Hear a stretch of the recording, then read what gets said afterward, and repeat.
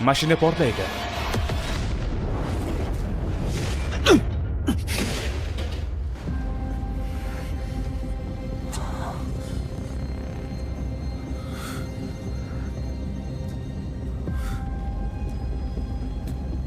Bu bomba qachon o'rnatilgan?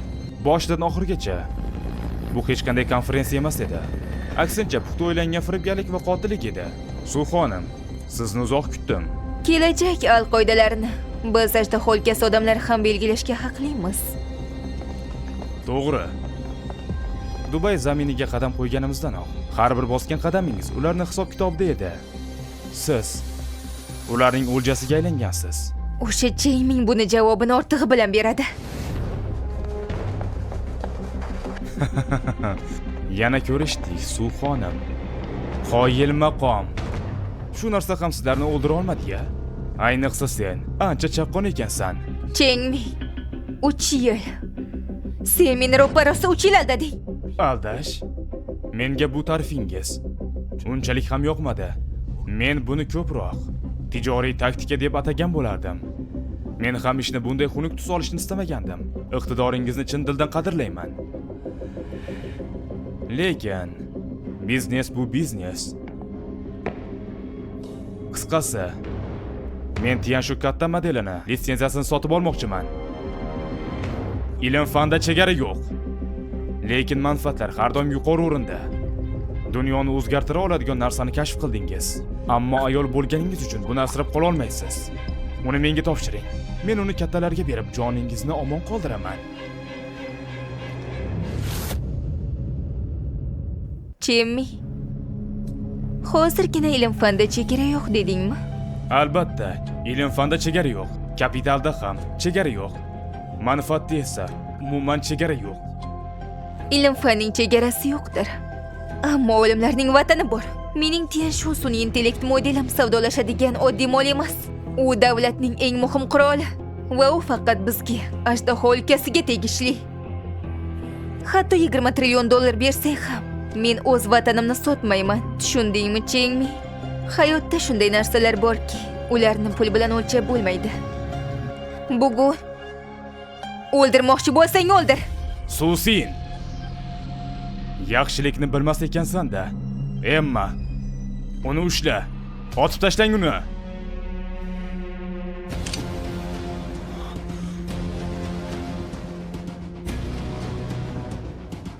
Nimalar qilyapsan? Sendan endi foyda yo'q. Qolaversa, qiliqlaring jonimga tegib ketdi. Qo'y, unday qilmaganing yaxshi. Bu ishni tugatsak, bir umr birga bo'lamiz deganding. Nahotki sen meni rostdan sevadi deb o'ylagan bo'lsang, sen shunchaki bir yugurtak eding. Dunyodagi eng foydali it bir ayol va pul uchun o'z vatanini ham sotadigan it. Kechirasan, lekin didimga to'g'ri kelmaysan. Erkak kishi pul va ayolga o'ch bo'lishi mumkin, ammo sen vatan xoinisan. Suxon, iqtidoringizga chin dildan qoyil qoldim. Sizga bir imkon beraman. Tianshuning barcha texnologiyalarini M davlatiga bering.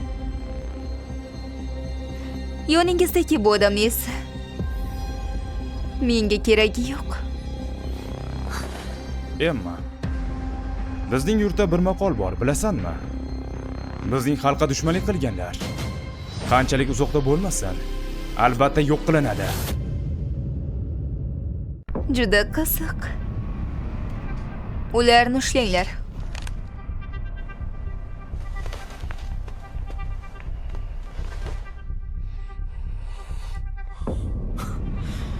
Mayli, men taslimman.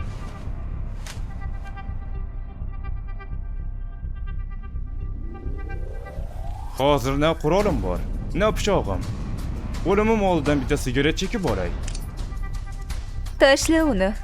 O'yin qila ko'rma.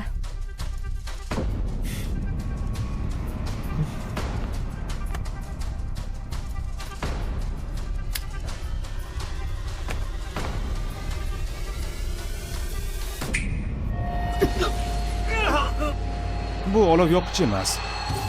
Bu Longdon maxsus ovoz to'lqinlarini bostiruvchi moslama.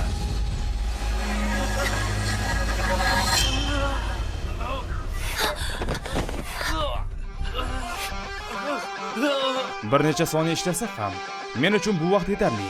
Sen shu yerda qimirlamay tur.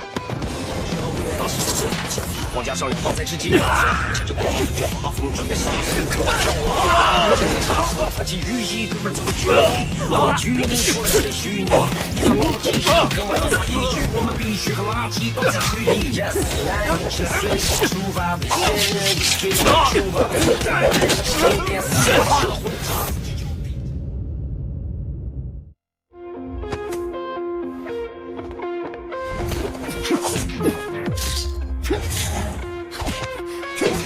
当我更好目标时候，为我大事发生。先把刀光加上，放在身体里化身。这里刮风就刮风，准备杀生，看我跳啊！大风真是扎实。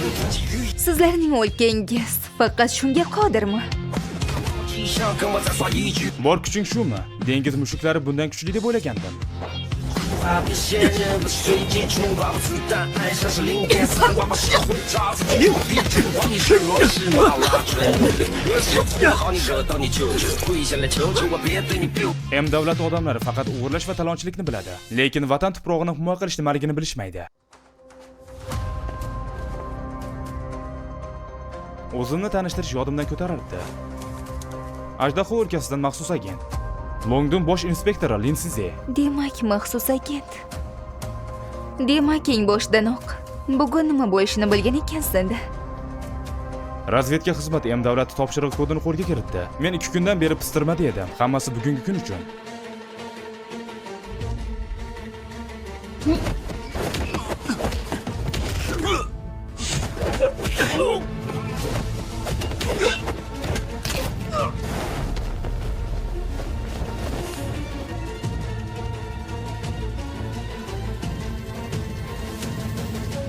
Endi esa xavfsizligingizni menga topshiring.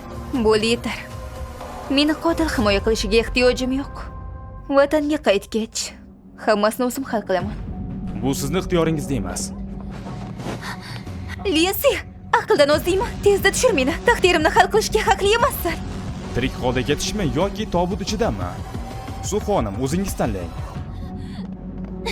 Linsi! Mingni vatan xoin ekanligi tushimga ham kirmagandi. Asosiysi eson-omon ekansiz. Men ham vatanga qaytyapman. O'z yurtimizda ko'rishamiz. Ehtiyot bo'l.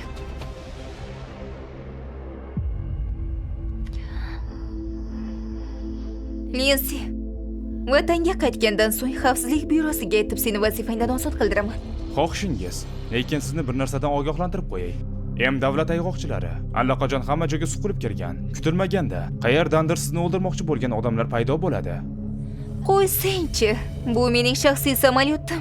30 ming fut balandlikda kim ham uchib kelib meni o'ldirardi. Xullas, vatanga qaytgandan so'ng seni himoyangga ehtiyojim yo'q. Suv xonim, bilmaysizmi? Mening 3 ta qoidam bor. Qanaqa qoida? Birinchisi, iste'foni qabul qilmayman. Ikkinchisi, shikoyatlarni qabul qilmayman. Uchinchisi, yomon baho qabul qilmayman. Sen o'zi tansoqchimisan yoki bir bezorimi? Vaziyatga qarab.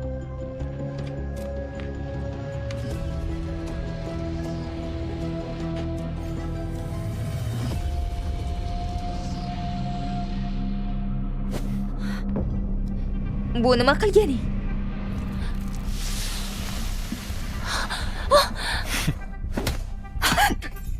Suv xonim, boya hech kim meni o'ldira olmaydi degandingiz. O'ng qo'lingni ko'rsatkich barmog'ida qadoq bor. Bu yillar davomida quroldan qolgan iz. Yurish vaqtida tanasi biroz oldinga keldi. Maxsus tayyorgarlikdan o'tganini bildiradi. U qotil eshikdan kirgandayoq buni bilgandim.